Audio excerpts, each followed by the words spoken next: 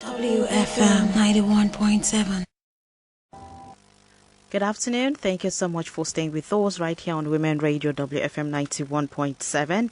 You're welcome to the program The Big Question. My name is Rose Yusuf Kaiser.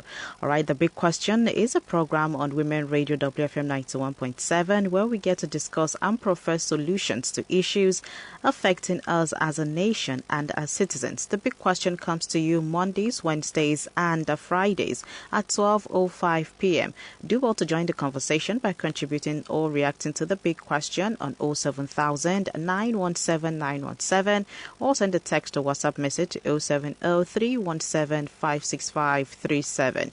You can also send in your contributions to all our social media platforms: Facebook, Instagram, Twitter, and YouTube at WFM 917 or log on to our website at www.wfm917.com. All right, this is 12 minutes after 8, and once again, you're welcome to The Big Question. Now, today on The Big Question, we'll be talking about the economic impact of oil theft in Nigeria. All right, that's our topic for today on The Big Question. Now, Nigeria's extractive industry, focusing on oil, gas, and minerals, positions the country as Africa's top oil producer and the 12th largest globally. It boasts significant natural gas reserves as well. Now, this sector plays a vital role in Nigeria's economy, contributing to over 65% of government revenue and more than 85% of total exports. Now, crude oil theft has been on for years and, it seems to defy every solution. It has become a national embarrassment, especially now that the oil price is at its peak and other nations and corporations are smiling to the bank, rebuilding their economies from the proceeds of the oil windfall, while Nigeria's revenue is at risk and is bleeding with complicated economic challenges. Now, today on The Big Question, we'll be looking at, the economic impact of oil theft in Nigeria. And to do this with me today is Barrister Bethel Oku. He's a principal partner of Bethel Chimze and Associates. Good afternoon, Barrister Bethel. Thank you very much for joining us. Good afternoon. All right. I hope that your day is going on well. Very well.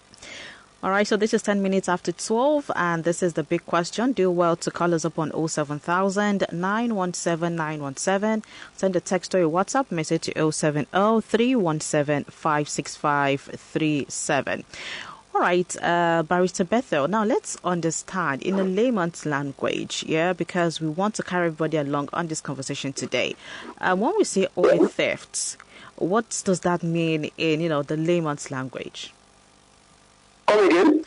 I said, if we want to because we want to carry everybody along now, what do we understand by oil theft and how did we get ourselves at this point in this country that we're talking about, oil theft? That one is simple. Oil theft is your country runs purely on oil. Our country now. So, oil theft is just majorly sabotaging the economic realities of the country, considering that it depends solely on oil. The revenues accruing to the country from sales of oil.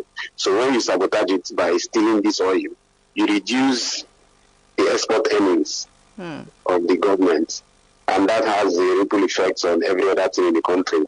Salaries, several other things, projects that are executed by the state or federal government. It just goes all the way to cause ripple effects across the country. Okay. All right. Thank you very much for that. Now, what do you think are the factors that introduced this in Nigeria? Factors that introduce oil theft? Mm-hmm. Well, factors that introduce oil theft, okay. Some of it to, there is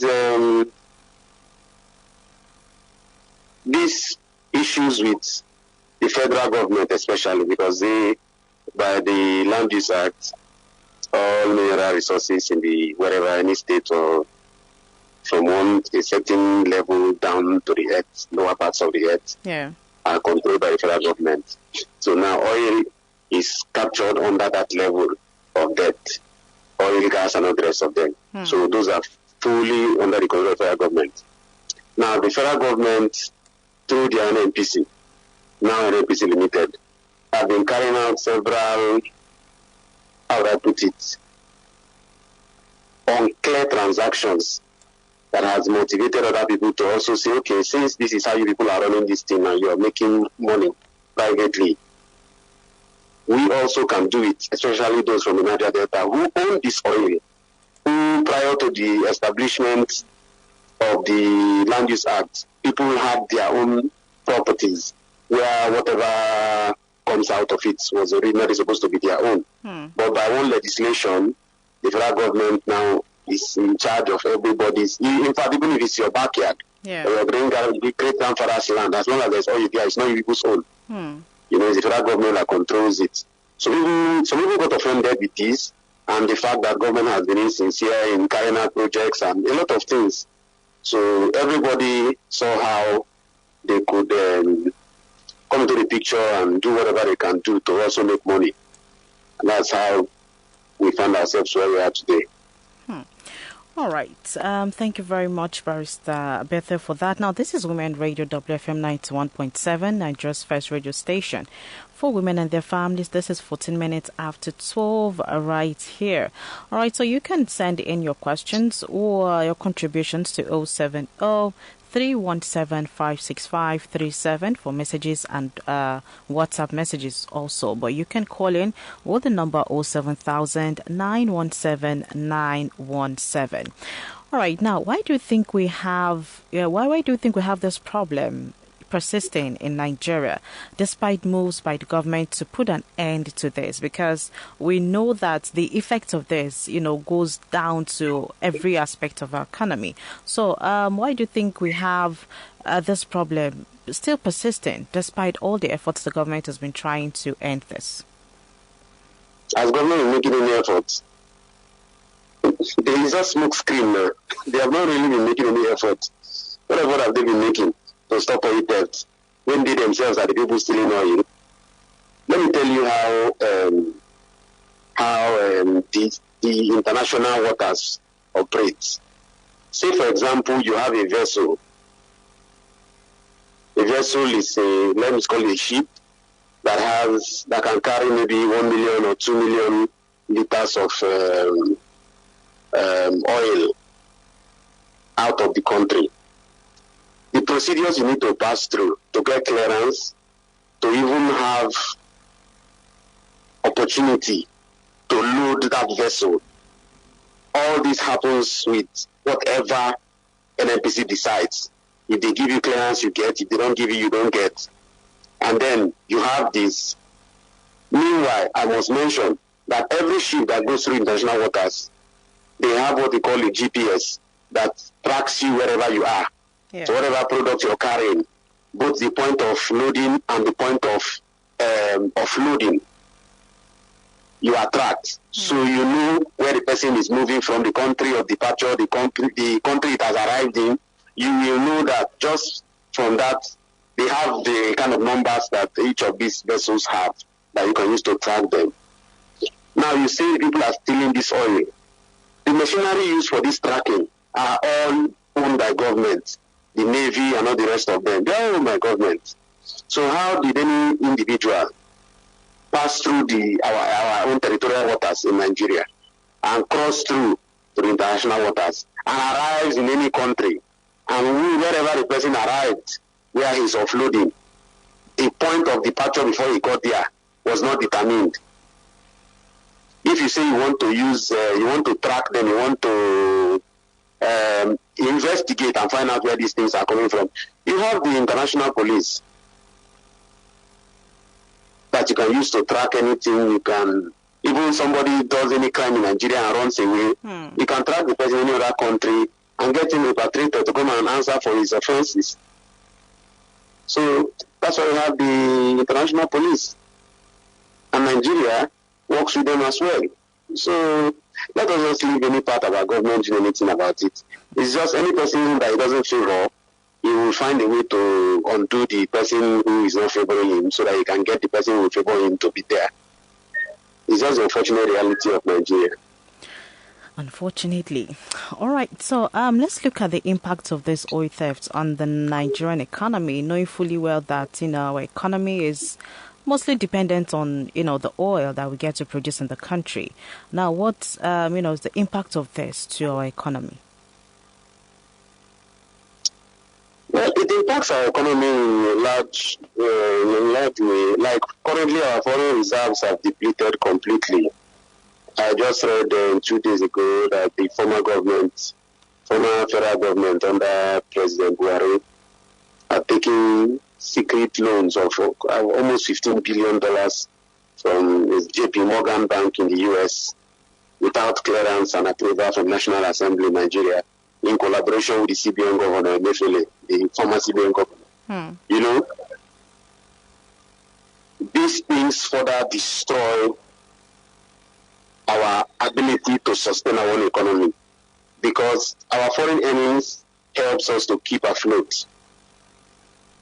That was why in 2000, I think that was somewhere around 2012, President Jonathan had tried to remove fuel subsidy way back then, but it failed because the same people who said subsidy was a scam at that time stopped him.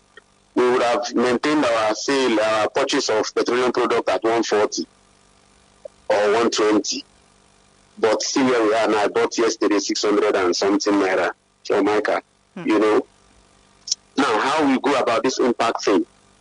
Every state shares whatever we earn from this our sale of crude.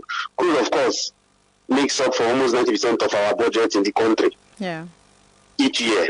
So when crude is sold, the money that comes out of it, they share in their normal FAC meeting that they do almost every month rather. And then each state, out of the 36 states, they get their share. Now, mind you, less than 15 states in the 36 states are able to generate IGR. Very, very minimal, except Lagos, Kaduna, Rivers State, Akwa Ibom is growing up a little, Calabar is trying, Kano, few states are able to manage to generate revenue from their own state to add to whatever is given to that state from the federation account. When NNPC finally says, okay, this is what we have made from crude oil sales for this month, and then they can now share to states. Now, when this international sales of crude fails because of oil theft, that money depletes. So there is little or nothing to share to the states. And this money that goes to states is what the state governments now use to pay salaries and do projects in their states and several others, including the one that they will still steal. So when the money is small, these people who are in government, they are more interested in themselves than in the people.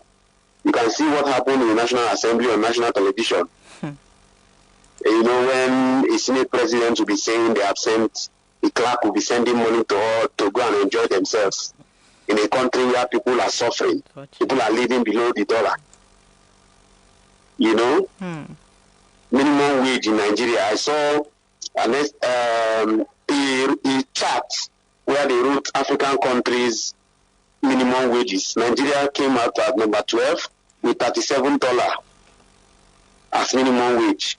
So you can imagine $37 when you are seeing several other countries in the same Africa, and then say we are the giant. People are having $100 and something, $200 and something, and we are way $37.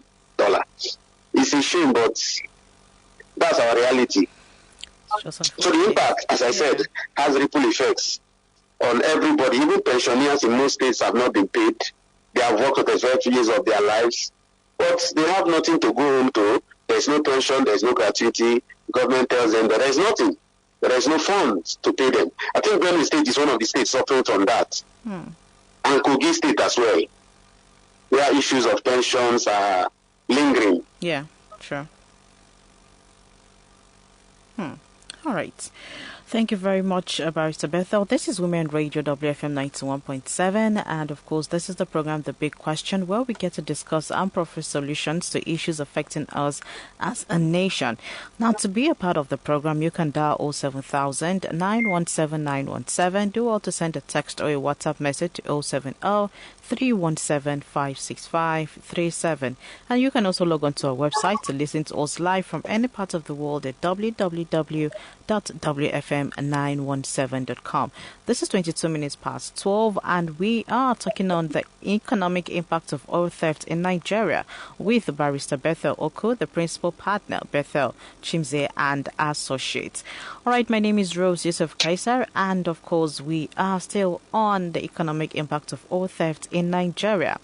Now, Barrister, lately we see and hear of military and JTF burning boats with crude from oil theft. Is this a tactical way to ending the issue of oil theft, or is something different that's going on there? No, in this particular issue, I'm to file a matter against the Nigerian Army next week for my clients. Now, this what happened. There is this car, Toyota Corolla. The model is 2022, so just very recent, very expensive car. Okay. The Joint Task Force claimed that they saw a young girl driving that car, and she had 60 liters of diesel inside the boot. And according to them, that particular diesel that they saw her with is the illegally refined diesel. So, for that reason, they took the car, took the diesel, sent her away, and burnt the car. Now the question is, I don't get it. How do you just see somebody? Is she operating the refinery? No. You people know how these things work. You allow people move it around in the country, and then somebody goes to buy just 16 liter per oil generator in the house, and then you say for that reason you are burning a car that's worth about 20 million naira, just like that, with no consequence. No, man, so it shouldn't be that way. We agree that they are trying to do their job. Now I tried to go to the 6th division. I'm in Rivers State. I went to 6th division to talk to the GOC. I was directed to the office of the there's a commander there in charge of oil bunkering and all that. Their own defense was that this is the order they got from the Chief of Defense Staff, Chief of Army Staff, rather, that every car they see conveying anything that looks like either crude oil illegally obtained or petrol or diesel, anything of that nature should be burnt. How can you just burn it that way? You don't get anything to do with going to the court, no prosecution, nothing, just burn them. That's not the right thing to do. So we are going to test that one in court sometime around next week. We just file it. Court is on vacation now, so everybody will be back by end of September. Okay. So we will go and trash that one out. Let me see if the court will see that it is right for you to just be both you are the arresting officer, you are the judge, you are the executioner, only you. Let's see how that works. Wow. Okay. Now, just in a bit to wrap this up, what do you think the government can do differently to arrive at a solution, or what do you think the government can do at all to bring an end to oil theft so that the economic impact of this will be reduced, to the minimum? The government is not interested. The government is not interested in doing anything good. Now, sometime in 2018, Osibanjo, when President Buhari was sick, power was now transmitted to Osibanjo, and he came, I think it was in Rivers State here he came. He promised, Rivers State of Bayelsa, came and said they were going to give modular refinery licenses to all these people having this illegal crude oil refining bunks across the Niger Delta. All right, fine and good. That was a good strategy to use. It will end all the environmental degradation we are suffering, and we are still going to suffer more in the future because of it. This was supposed to be a promise that will help put an end. Because what's the point? Why do you need to go and be doing it illegally when the federal government is giving you license to do it legally? There's no point doing it illegally anymore, you know. And then they tax you, and everybody is fine. All these issues of fuel scarcity we are facing now wouldn't have existed at all, you know. But then what happens? They went back to Abuja, and that was the end of it. This was the complete solution to solve the entire problem. Remember, the condition was going to go down or even go extinct. And then the boys who were doing this thing illegally will stop doing it illegally. Because now you are giving them licenses and then you are regulating them. Yes. And they will submit themselves willingly. Who wants to be chased around by the military and the Navy when you can actually do it legally and nobody will be running after you? You wouldn't need to be looking over your shoulders. But they decided not to do anything about it anymore. And next thing, we're hearing that NNPC has now moved to NNPC Limited, and they are the ones now that will now decide to run fuel and determine price. First of all, that's 2 years ago, they scrapped the organization set by the federal government. I think that was by Obasanjo to regulate petroleum pump price. They scrapped the organization. 2 years ago or 3 years ago, they scrapped it. So now the issue of pump price regulation is now controlled by NNPC. But there's no law supporting NNPC to do that. But they're just doing it. There's no law supporting them to do that. The organization set up for that purpose has been disbanded. So, in fact, I really don't understand what our country is really like. But let us hope that the current president, who is saying that he wants to do something about the oil sector, let us wait and see whether he's going to be able to do anything. Well, we'll watch and see. Okay. All right. Thank you very much, Barrister Bethel, for being a part of our program today. We do appreciate your input on this. Yeah, thank you very much. All right. Have a great day ahead. Okay, now bye then. Bye. All right. So, well, there you have it. Economic impact of oil theft in Nigeria. Well, at the end of the day, we need a political will to fight this, because it's not just about saying this will happen. It's about the economic will to actually, political will, to fight this and to, see that we get the end of oil theft in Nigeria. If not, we might just keep going in circles. All right, so a very big thank you to your guest for today, Barrister Bethel Oku, the principal partner, Bethel Chimse and Associates. All right, and we talked on the economic impact of oil theft in Nigeria. Well, this is Big Question, and Big Question will come your way again on Friday at 12:05 p.m. All right, a very big thank you to the producer of the program, Chinyere Timothy Crown, and the executive producer, Tonwiki Oleshona, and of course to you for tuning in and listening to the Big Question. All right, so I just want to have a great day ahead, and of course keep hoping and praying that some of this, things that we get to face in our economy, we get definitely to see the end of it, and our economy will be sane, and our economy will be what each and every one of us will be proud of. All right, my name is Rose Yusuf Kaisar. Just stay tuned to Women Radio, WFM 91.7. Coming up at 3 is the news. At 1 is Lunch Vibes. At 3 we'll have the news. And then at 3:05 we'll have Nauma Mata come through. Do you want to stay with us right here on Women Radio, WFM 91.7. Good afternoon. WFM 91.7.